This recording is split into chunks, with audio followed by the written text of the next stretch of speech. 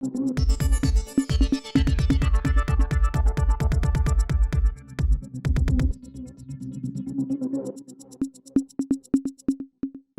வணக்கம். வணக்கம்.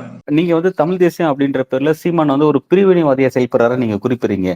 ஆனா சீமான் என்ன சொல்றாருன்னா, இங்க இருக்கக்கூடிய இஸ்லாமிய மக்கள பெரியார் தான் பிரிவினைவாதியா கருதுறாரு. அவர துலுக்கர்ன்னு சொல்லிட்டு இவங்க இந்த மண்ணுக்கு அந்நியமானவங்க அப்படின்னு சொல்லிட்டு பெரியார் தான் சொன்னாருன்னு சொல்லிட்டு அவர் பெரியார பிரிவினைவாதின்னு சொல்றாரு அவரு. இந்த கருத்தை நீங்க எப்படி பெரியார் சொன்னதா அவர் சொல்ற கருத்தை எப்படி இது பாக்குறீங்க? மற்ற மதத்தை சார்ந்தவர்களை பெரியார் பிரிவினைவாதி என்று சொன்னார் என்று சொல்வது இது அந்த ஒரு காலகட்டத்தில் என்ன அரசியல் சூழல் நிறுவது, தேர்தல் அரசியல் மற்றும் அந்த காலகட்ட அரசியலை பற்றி எனக்கு முழுமையாக தெரியாது. அதை ஏற்றுக்கொள்ள வேண்டும். அதே சமயத்தில் பெரியார் அத்தகைய ஒரு கருத்துக்களை கூறியிருந்தாலும் கூட அதற்கான ஒரு மறுப்பு கருத்தோ அல்லது மாற்று கருத்துக்கள் இருக்குமே ஆனால் அதை நாம் ஆராய்ந்து பார்க்க வேண்டும்.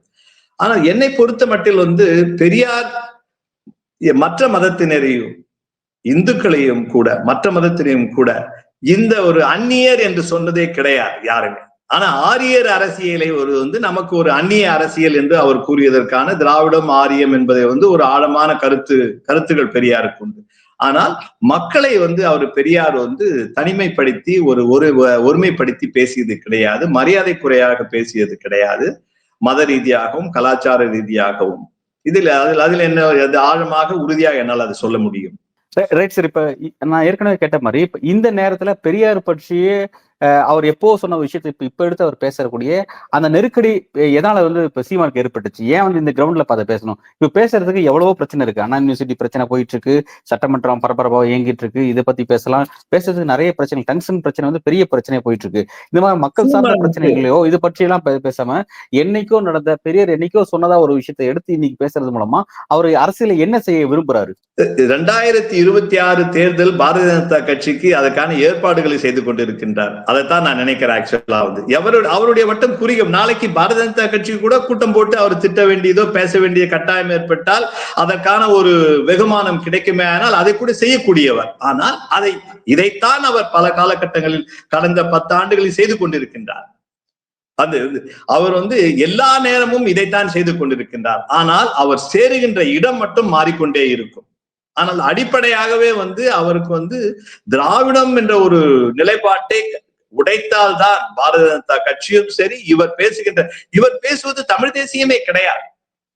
தமிழ் தேசியத்தின் பரந்த ஒரு விரிந்த ஒரு உலகம், யாதும் ஊரே யாவரும் கேளீர் என்ற ஒரு பாரம்பரியத்தில் வருகின்ற ஒரு தமிழ் சமூகம், தமிழ் இனம், அந்த மொழி இனம் இவற்றின் அடையாளங்களை கொண்ட ஒரு இனமானது எவ்வாறு சீமானை ஒரு தலைவனாகவோ சீமானை ஒரு அடையாளமாகவோ பார்க்க முடியும்? நீங்க நினைத்து பாருங்கள், எத்தகைய ஒரு பெருமைகள் கொண்ட ஒரு மொழி இனம், அதே சமயத்தில் எவ்வாறு நாம் ஒரு சீமானை தலைவனாக ஏற்றுக்கொள்ள முடியும்? சீமான தமிழ் தேசியத்தின் அடையாளமாக பார்ப்பது கூட தமிழ் தேசிய வரலாற்றுக்கும் தமிழ் அறிவு சார்ந்த ஒரு தமிழ் தேசியத்தின் அடித்தளத்திற்கு கூட ஒரு மிகப்பெரிய ஒரு அவமானம். ஒரு பேராசிரியர் இருந்துகிட்டு நீங்க சீமான் எப்படி ஒரு தலைவரா பார்க்க முடியும், அவர் எப்படி தமிழ் தேசியத்தின் அடையாளமா பார்க்க முடியும் நீங்க ஒரு கேள்வி எழுப்புறீங்க. ஆனா அவர் பின்னாடி ஏராளமான இளைஞர்கள் திரளக்கூடிய இன்னைக்கும் இருக்கதான் செய்யறாங்க அப்படிங்கறத கவனிக்கிறேன். ரெண்டாவது, நீங்க இன்னொரு விஷயம் சொல்றீங்க, தமிழ்நாட்டுக்கு அவர் என்ன செஞ்சாரு நீங்க கேக்குறீங்க. ஆனா இந்த தமிழ்நாட்டுக்கு அவர் செய்யாம தான் அவருக்கு 8% வாக்கு வங்கி வந்திருக்கு அப்படின்ற ஒரு விஷயம். ஏன்னா 8% வாக்கு வங்கி வந்திருக்குங்கிறது கவனிக்கத்தக்க ஒரு விஷயம். ரெண்டாவது, அவர் மாநில கட்சி அங்கீகாரம் பெற்றிருக்காரு தேர்தல் ஆணையத்தினால, அவர் வளர்ச்சி அடைஞ்சிருக்காரு. இந்த மக்களாலதான் அவர் அங்கீகாரம் பெறாரு.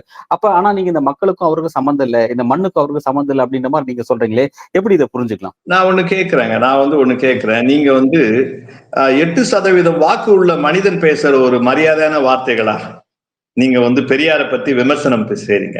8% மக்கள் வாக்கு உங்களுக்கு அளிக்கிறாங்கன்னா நீங்க எவ்வளவு ஒரு மரியாதையா இன்னொரு ஒரு தமிழகத்தின் மிக முக்கியமான ஒரு பிரதான தலைவர், திராவிட இயக்கத்தின் தலைவர், உங்களுக்கு எதிர்கட்சியாக இருக்கலாம், ஏற்றுக்கொள்ளாத ஒரு கொள்கையாக இருக்கலாம், 8% வாக்கு பெறக்கூடிய ஒரு மனிதன் ஒரு தலைவன் என்று நினைத்தால் தன்னை மற்றொரு ஒரு உயர்ந்த ஒரு தலைவனை தன்னுடைய வாழ்நாள் 90 வயதுக்கும் மேலான ஒரு வாழ்க்கை முழுவதுமே மக்கள் பணிக்காக செய்த தலைவனை விமர்சனம் செய்யும் பொழுது நீங்கள் அது சரியா தலைவனாக இருக்க முடியுமா என்று கேட்டு பாருங்கள். இரண்டாவதாக நீங்கள் அரசியல் கட்சியை பொறுத்த மட்டில் தமிழகத்தில் அரசியல் அதற்கு நிறைய காரணங்கள், அரசியல் காரணங்கள் இருக்குன்னு தேர்தல் நிலவரப்படி தேர்தலுக்கான ஒரு அரசியல் களம் இருக்கின்றது.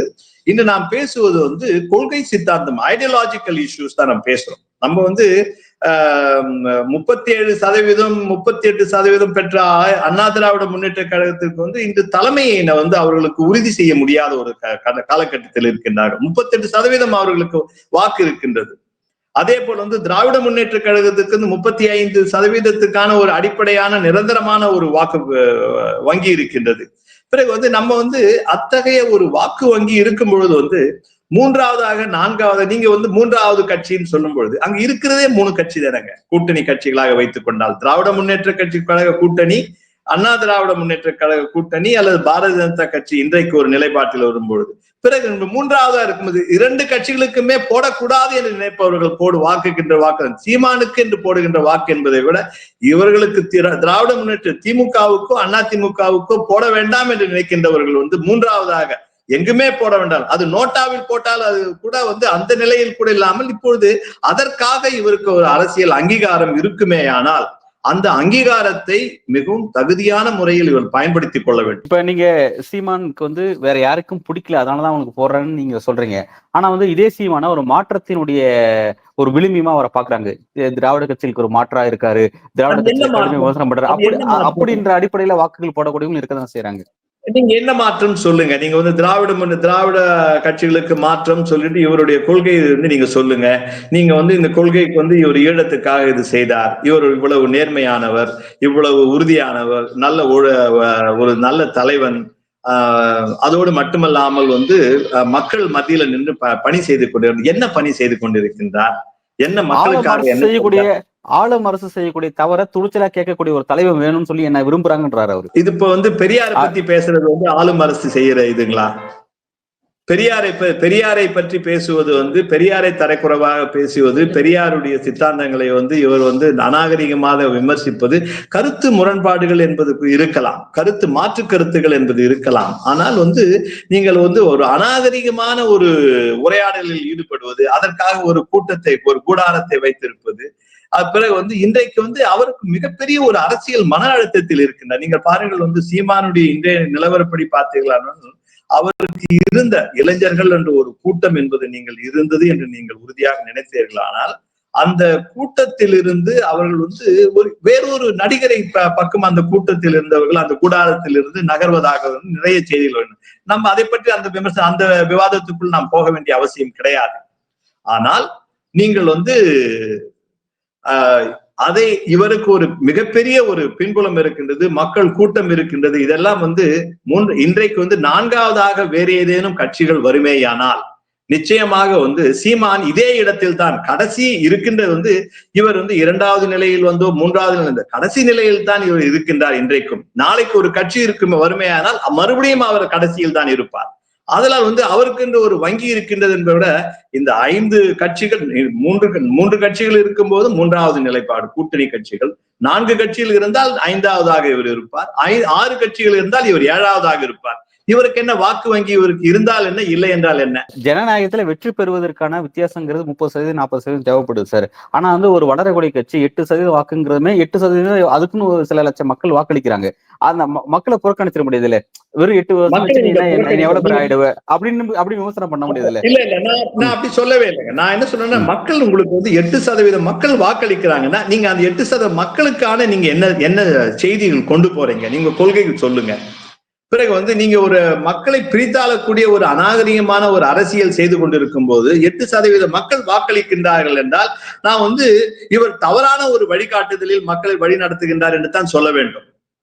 அந்த 8% மக்களை கூட வந்து நீங்கள் தவறான வழிகாட்டுதல் வழி நடத்துகின்றார். இல்ல இப்ப அவர் ஒரு விஷயம் அவர் ஒரு விளக்கம் கொடுக்குறாரு. அதாவது பெரியாரை ஏன் அந்த அளவுக்கு விமர்சனம் பண்ற அப்படின்னா, அதாவது இங்க இருக்கக்கூடிய சமுதாயத்தில் இருக்கக்கூடிய எல்லா பிரச்சனைக்கும் நிரந்தர தீர்வு ஏதோ சர்வரோக நிவாரணி வந்து பெரியார் தான் அப்படிங்கிற மாதிரி அவர் தான் வந்து எல்லாத்தையும் உருவாக்குனாரு. அவர் ரிலேட்டிங்க வேற யாருமே கிடையாது அப்படின்ற மாதிரி வஉசியை புறக்கணிக்கிறாங்க, வேலுநாச்சியாரை புறக்கணிக்கிறாங்க, மூவேத்தரை புறக்கணிக்கிறாங்க. இந்த மாதிரி எல்லா தலைவரையும் புறக்கணிச்சுட்டு எல்லாமே பெரியார் பெரியார் பெரியார் சொல்லும் போது அப்ப அவர் இல்லாட்டி இங்க யாருமே இல்லையா அப்படின்னு அந்த ஆதங்கம் இருக்கு.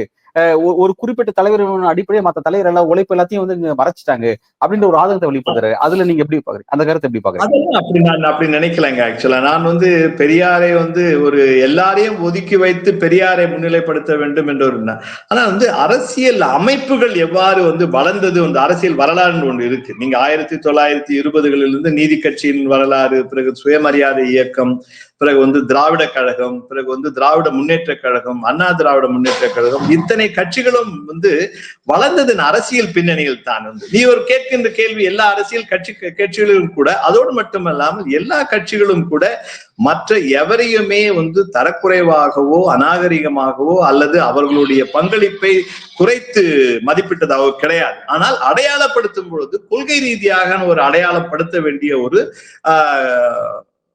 ஒரு அரசியல் ஒரு காலகட்டமாகும். அதனால் வந்து பெரியாரை மட்டும் தான் வந்து முன்பிடித்தார்கள் என்று சொல்வது, பெரியாருக்கும் பேரறிஞர் அண்ணா அவர்களுக்கும் கூட நிறைய கருத்து வேறுபாடுகள் இருந்தது. அவர்கள் பேசாமலே நீண்ட காலம் இருந்தார்கள்.